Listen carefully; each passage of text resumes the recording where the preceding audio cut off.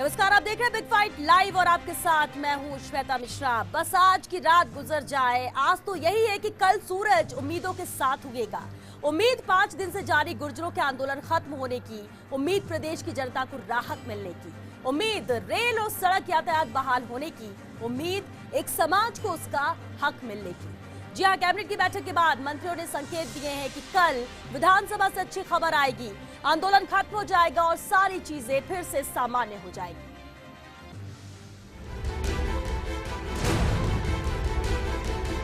भाई अपील की गई है उन लोगों से कि आप पटरी को छोड़ करके बातचीत पे आइए, बातचीत पे कोई ना कोई सोल्यूशन निकल जाएगा, ऐसी बात नहीं है। कल आपके सामने फैसला आ जाएगा, कल विधानसभा का सेशन है, संतोषजनक होगा, प्रदेश की समस्या को खत्म करने के लिए होगा, गुर्जर समाज के लिए इससे बड़ी बात नहीं कर सकती।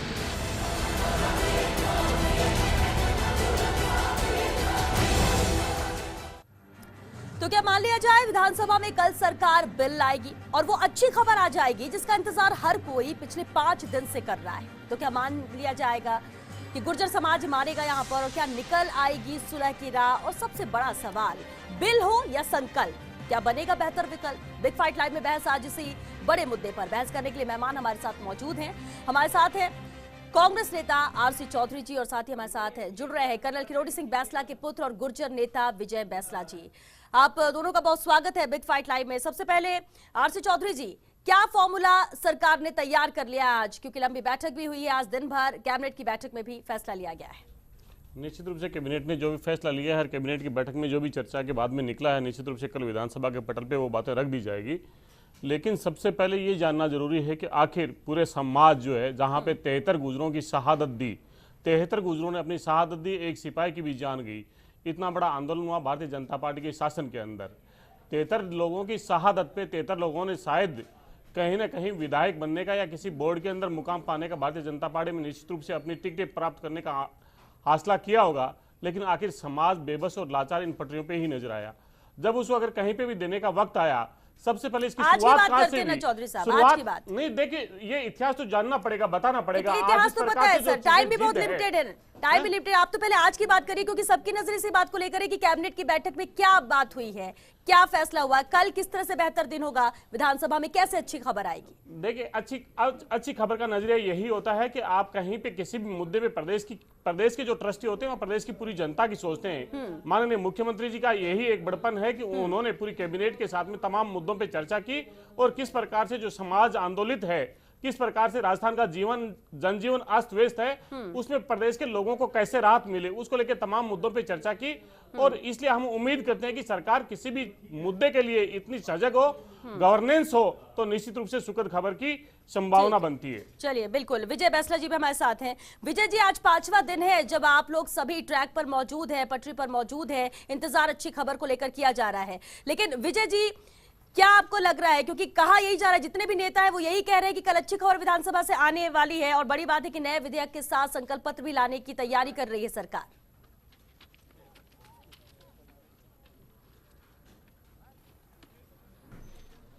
गुड इवनिंग श्वेता जी। ऐसी सूचना हमें मिली है कि सरकार कुछ कार्य कर रही है जी। अब जब तक हमारे पास ठोस सामने आ ना जाए, हम इसके बारे में कुछ बोलने के लिए तो है ही नहीं, हम कुछ कह क्या सकते हैं। लेकिन एक बात मैं आपको जरूर बता दूं कि छोटे से संकल्प पत्र या छोटे से काम से मतलब नहीं है। हमको जो चाहिए, ये मैं वापस से रीआइटरेट कर रहा हूँ आप सबके लिए कि हमें जो चाहिए वो लीगली साउंड, कंप्लीट और ठोस 5% चाहिए। ऐसा नहीं कि हमने यहाँ से दे दिया फिर वहां से कुछ हो जाए या लीगली कहीं फंस जाए ना। जो सरकार ने, जो कांग्रेस पार्टी ने और आज जो बैठी हुई सरकार है, उसने अपने मैनिफेस्टो में 5% रिजर्वेशन लीगली साउंड करके देने की बात करी है। तो हमको legally sound and full proof चाहिए और हम अपेक्षा करते हैं सरकार से कि ये इस तरह का कोई लाके दे। बिल्कुल विजय जी, अगर सरकार विधेयक इसे लेकर आती है, आरक्षण आंदोलन जिस तरह से लगातार 13 साल आप लोग कहते भी आ रहे हैं, 5 दिन जो भी बीत भी गए हैं, अगर सरकार विधेयक लेकर आती है तो क्या ये आंदोलन खत्म होगा?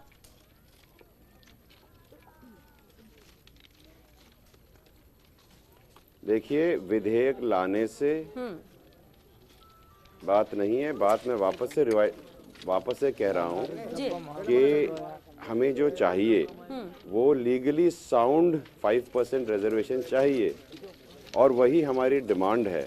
अब हम इसको चाहे वो विधेयक दें, चाहे नोटिफिकेशन दें या कहीं से भी लाके दें, हमको वो हमारा आर्ग्यूमेंट ही नहीं है। हमारा आर्ग्यूमेंट ये है कि आपने 5% देने का वादा किया है जिसके बेसिस पे हमने वोट्स दिए थे। अगर आप याद करें तो जैसे मैं बार बार कहता आ रहा हूँ, मैं रिवाइंड कर देता हूँ तो हिस्ट्री थोड़ी क्लियर हो जाएगी। सचिन पायलट जी आए थे, करौली के लिए आने वाले थे, तब हमने तब हमने इनको कहा था कि पिछले 5 साल जब आप ऑपोजिशन में रहे तो हमने कांग्रेस पार्टी की तरफ से रिजर्वेशन के ऊपर कोई स्टेटमेंट नहीं सुना। तो उन्होंने बोला कि नहीं, हम 5% देंगे और विधिवत देंगे। तब GR खटाना जी आए थे हिंडौन और उन्होंने एक प्रेस कॉन्फ्रेंस करी थी, क्योंकि जो बात हुई थी तो कर्नल साहब की और सचिन की फोन पे बात हुई थी। तो जब खटाना जी आकर के उन्होंने कहा, प्रेस कॉन्फ्रेंस करी और ये भी कहा कि सचिन जी मंच से, करौली वाली जो मीटिंग थी उसके मंच से जाकर के ये बोलेंगे। तत्पश्चात सचिन जी और गहलोत जी और आई थिंक अविनाश पांडे जी भी थे, विश्वेंद्र सिंह जी भी थे और काफी सारे नेतागण थे कांग्रेस के। तो मन से भी कहा गया था कि 5% देंगे। उसके पश्चात मैनिफेस्टो आया, शपथ पत्र आया, उसके अंदर भी 5% देने की बात 23 नंबर पॉइंट पे करी गई। हम लोगों ने मचक के वोट दिए, कांग्रेस की सरकार बनी, जीती, हम इससे बहुत खुश हैं। सचिन जी CM कैंडिडेट हुआ करते थे, नहीं बने, इसके बारे में हम कुछ कह नहीं सकते, लेकिन गुजरों की तो इच्छा थी कि बन जाए, लेकिन अब विधि विधाता को तो कोई रोक नहीं सकता। अब उसके पश्चात जब हमने जनवरी 18 को कहा कि आप हमें हमारा ये आरक्षण दे दीजिए 5%, हमने 20 दिन का समय दिया सरकार को।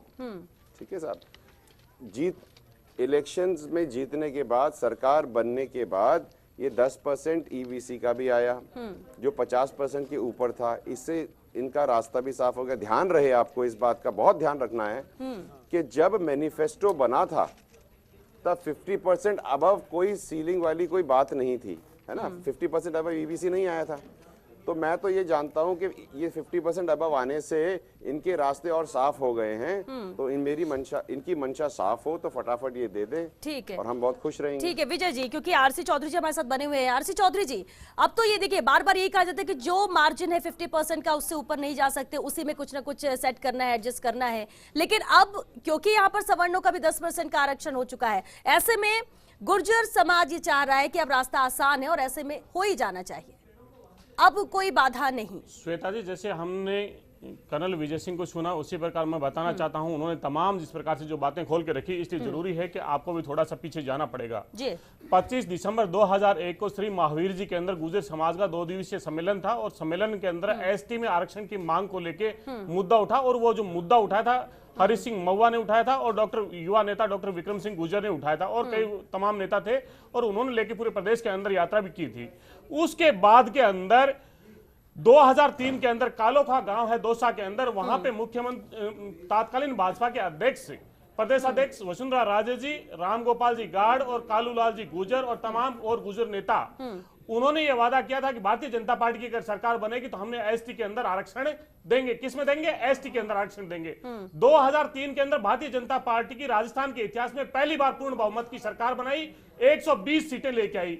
ठीक है ना चौधरी साहब, ठीक है, सुनिए अगर उन्होंने जो बताया तो ये बताना पड़ेगा। देखिए वो उन्होंने बात कही, तत्परता जिस प्रकार से दिखा रहे हैं और जिस प्रकार से वो कह रहे हैं कि कांग्रेस कहीं ना कहीं ये चीजें हैं, तो जो तमाम जो गुर्जर समाज के नेता हैं उनका भी पता चलना चाहिए कि वो चौधरी जी, ठीक है, कम से कम आप आए हैं और आप बात रख रहे हैं, लेकिन हम दिखा दें, आप देख सकते हैं बीजेपी नेता की कुर्सी यहाँ पर खाली है। बीजेपी नेता को यहाँ पर बुलाया गया, लेकिन शायद उनके पास जवाब नहीं। अलका गुर्जर जी को बुलाया गया था, लेकिन वो कुर्सी यहाँ पर खाली है, कोई बात करना नहीं चाहता है। अहम मुद्दा है, गुर्जर समाज को लेकर आंदोलन जारी है, सरकार की तरफ से काम किया जा रहा है। RC चौधरी जी हमारे साथ हैं जो उसको लेकर जानकारी भी दे रहे हैं, बता भी रहे हैं क्या कर रहे हैं। खुद विजय बैसला जी है जो ये बता रहे हैं कि आखिर गुर्जर समाज क्या चाह रहा है, किस चीज पर आंदोलन यहाँ पर खत्म होगा। लेकिन ऐसे में बीजेपी के प्रतिनिधि को यहाँ पर होना चाहिए था, लेकिन अलका गुर्जर जी यहाँ पर नहीं आई, कुर्सी खाली है। चौधरी साहब, ठीक है, आप बात कह रहे हैं, हम सिर्फ ये कहना चाह रहे हैं कि देखिए पीछे जो कुछ हुआ हर किसी को पता है। राजनीति, देखिए राजनीति पार्टियों की हम बात नहीं कर रहे। देखिए, कांग्रेस की सरकार हो तब भी क्या कुछ हुआ, कांग्रेस की सरकार ने क्या किया ये भी पता है, बीजेपी की सरकार में क्या कुछ हुआ ये भी पता है। 13 साल हो चुके हैं इनके इस आरक्षण आंदोलन को लेकर, लेकिन अब तक कुछ नहीं हुआ है, इसलिए फिर पटरी में बैठे हुए हैं। 5 दिन से यहाँ पर वक्त हो चुका है। एक बार फिर से विजय बैसला जी का रुख करते हैं। विजय जी, देखिए, कोशिश सरकार कर रही है, आपने भी तमाम पूरी बातें बताई कि आखिर क्या वादा किया गया था, मैनिफेस्टो में भी आया और ये पूरा होना चाहिए था, अब तक हुआ नहीं है और इसलिए आप लोग फिर मजबूर हुए पटरी पर बैठने के लिए, ट्रैक पर वार्ता करने के लिए। सरकार यहां पर काम कर रही है, ठीक है, कैबिनेट में भी कहा गया, कल विधानसभा में लाया भी जाएगा विधेयक, लेकिन 2 लाइन में समझना चाहेंगे विजय बैसला से, क्या पूरा समाज चाह रहा है? विधेयक आने बस से भी कुछ नहीं है, संकल्प पत्र लेकर भी आएंगे तो भी उससे कुछ नहीं मानने वाले, क्या ये आंदोलन खत्म नहीं होगा? कैसे ये आंदोलन खत्म होगा?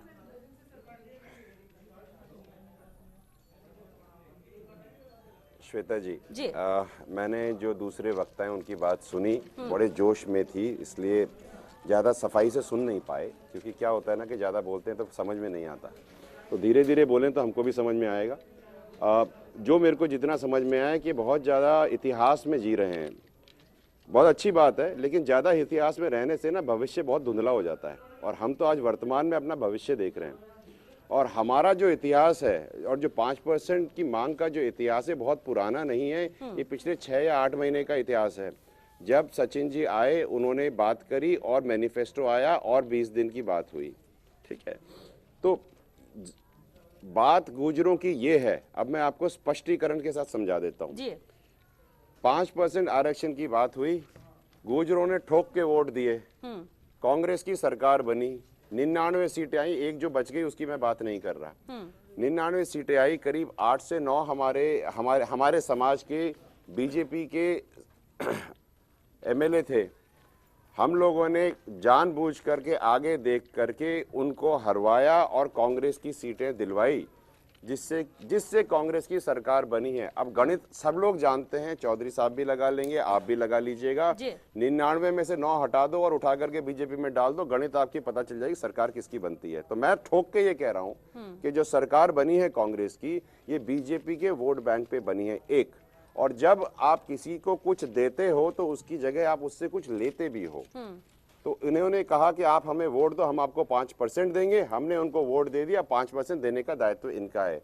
अगर 4 साल का बच्चा हो और उसको उसकी माँ बोले कि बेटा ये काम कर दो, मैं तुम्हें टॉफी दूंगा या दूंगी, और अगर वो काम कर दे और टॉफी ना मिले तो बच्चा तो चिल्लाएगा ही, वो तो जमीन पे पट रहा है, चिल्लाएगा और बोलेगा कि आपने अपना प्रॉमिस फुलफिल नहीं किया। लेकिन विजय जी, आपको क्या लग रहा है? देखिए, विश्वेंद्र सिंह भी आपके पास आए थे, हिम्मत सिंह पटेल भी आज आपके पास पहुंचे, उनसे भी आपकी बातचीत हुई होगी, किस तरह से आपको कन्विंस करने की, समाज को कन्विंस करने की कोशिश की गई, वो भी आपसे जानना चाहेंगे। इसके अलावा ये तो नजर आ रहा है कि सरकार कोशिश कर रही है, आप इस बात को मानेंगे?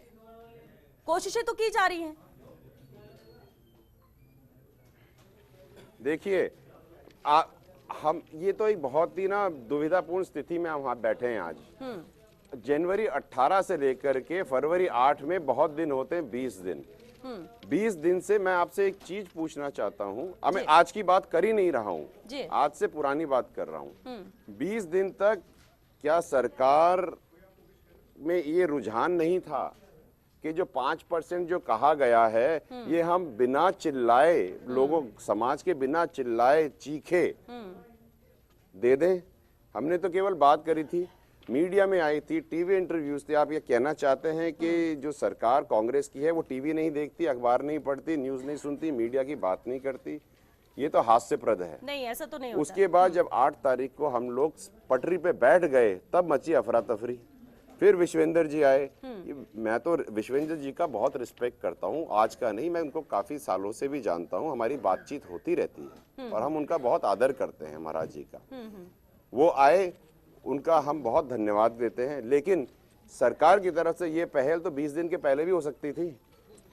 अगर ये पहल हो जाती और जो अफरा तफरी आज मच रही है ये पहले हो जाती, तो मैं ये ठोक के कह रहा हूं आपके मीडिया के माध्यम से कि जो आम जनता को जो असुविधा हो रही है, जिसका हमें बहुत खेद है और हम हाथ जोड़ के माफी मांगते हैं, लेकिन हमें इस पोजीशन में डाला गया है।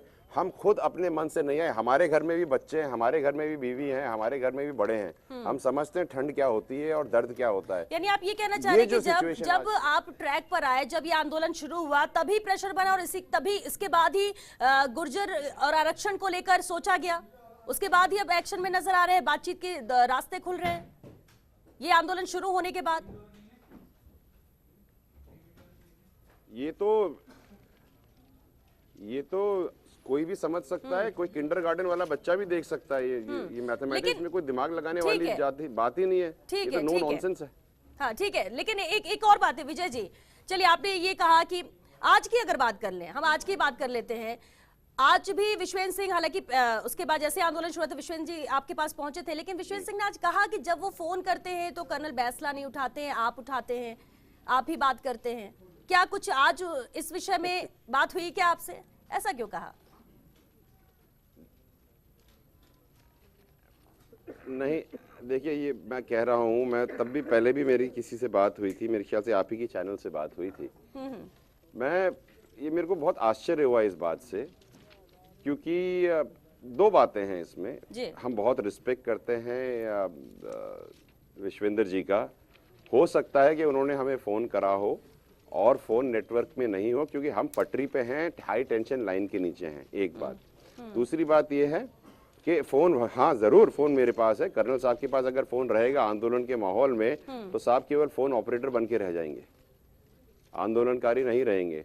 तो हर चीज़ की होती है, हर एक, आप ये देखिए, हर एक बड़े नेता के साथ में एक पीए होता है जो फ़ोन लेता है।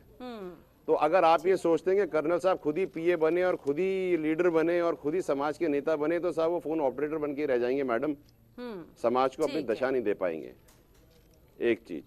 और रही बात उनके वापस से फ़ोन आने की, हमारे पास कोई उनकी तरफ से फ़ोन नहीं आया है। हो सकता है नेटवर्क में चला गया हो। मेरी आपसे गुजारिश है, मैं आपके माध्यम से उनको कह रहा हूं कि कभी भी फ़ोन करें, फ़ोन लाइन सारी चालू हैं, और केवल मेरे और कर्नल साहब के नंबर ही नहीं, सारे समाज के नंबर हैं। उनके कॉन्स्टिट्यूंसी के बहुत सारे लोग यहाँ पर हैं, भूरा भगत जी भी हैं, उनको भी फ़ोन करके बात कर सकते हैं, ऐसी कोई दिक्कत नहीं है। बातचीत करने की कोई लाइनें बंद नहीं हुई हैं। बात ये आती है कि कोई सकारात्मक बात तो हो।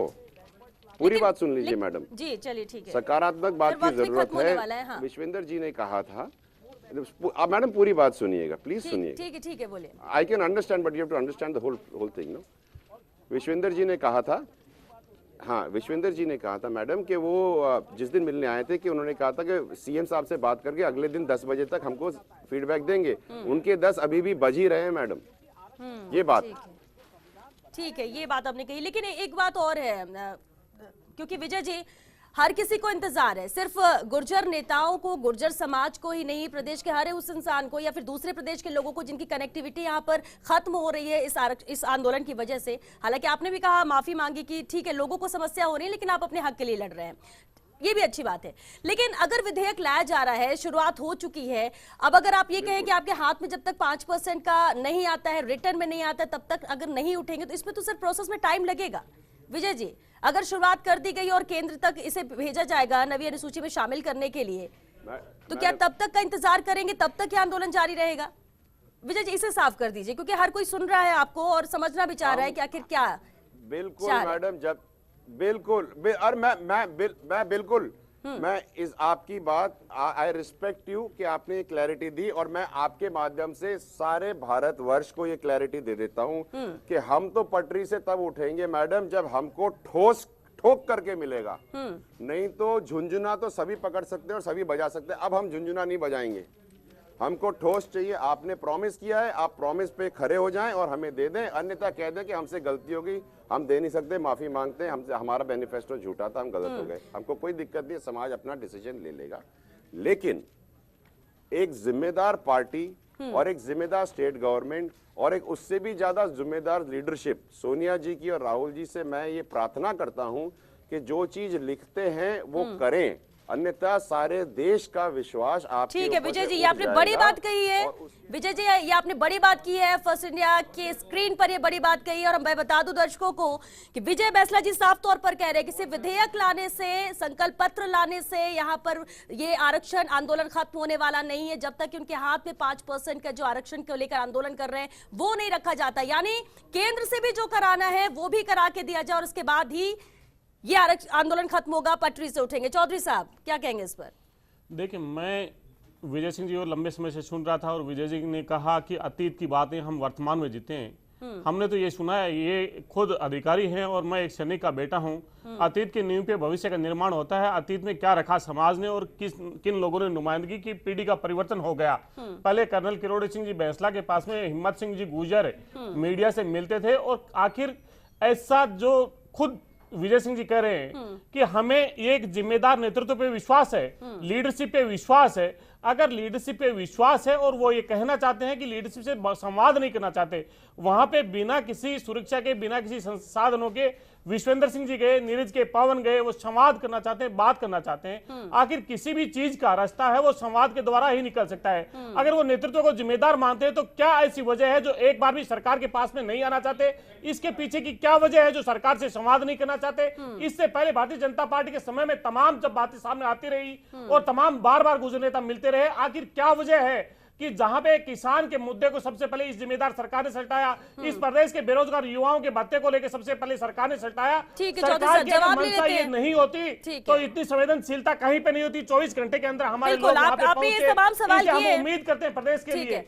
और ये एक ऐसे बिल्कुल विजय जी से इसका जवाब भी लेते हैं, क्योंकि विजय जी ने भी सुना है कि चौधरी साहब आपने क्या कहा, लेकिन सवाल बहुत सारे हैं जो अलका गुर्जर जी से भी करना था, लेकिन अलका गुर्जर जी है नहीं, बीजेपी नेता है नहीं। ऐसे मुद्दों पे संवेदनशील ऐसे मुद्दे होते हैं जिस पर कोई पक्ष विपक्ष नहीं, साथ होना चाहिए, लेकिन अलका जी नहीं। लेकिन ठीक है, एक बार फिर से विजय जी का रुख करते हैं। विजय जी, आपने सुना चौधरी साहब के तमाम सवाल, आपसे जवाब चाह रहे हैं। आखिर क्यों नहीं संवाद करना चाहते? पिछले 13 साल में ये हुआ है, हिम्मत सिंह गुर्जर भी साथ रहे जी। जवाब हाँ जी दीजिए।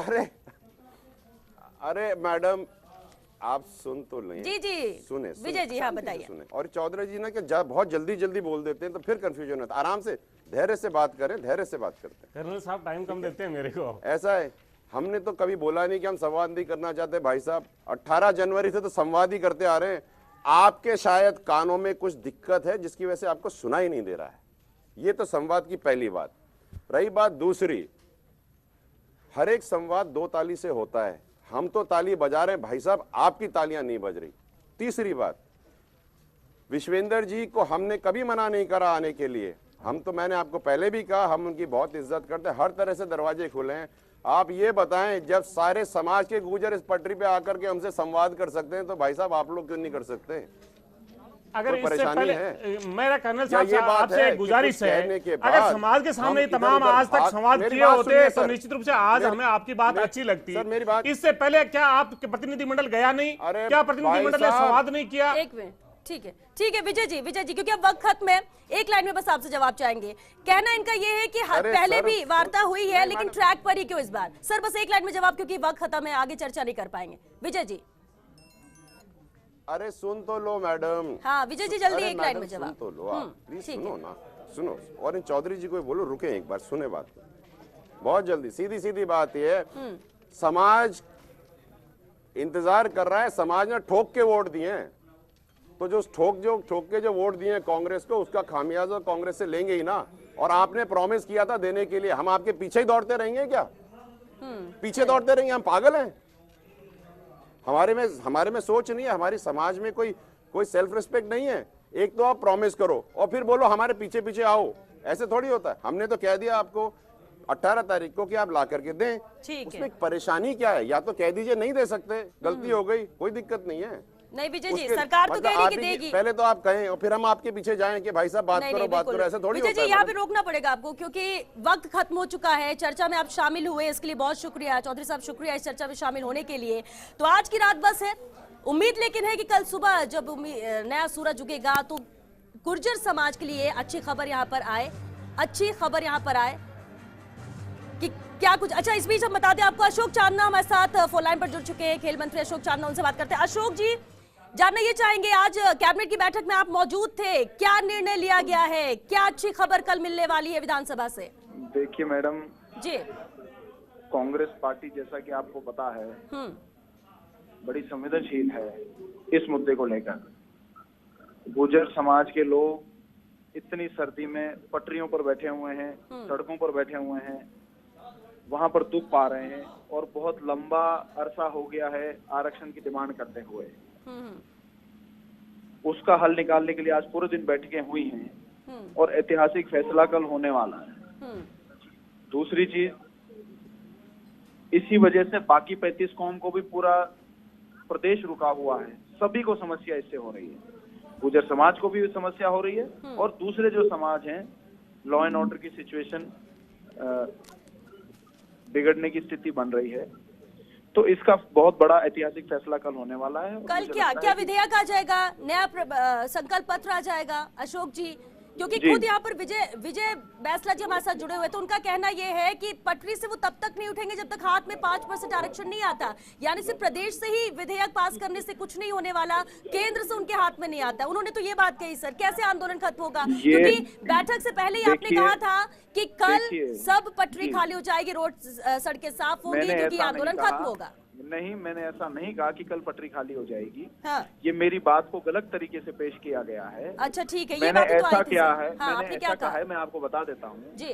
मुझसे पत्रकार जी ने पूछा कि कल फैसला होगा क्या? मैंने कहा निश्चित रूप से कल फैसला होगा। हाँ।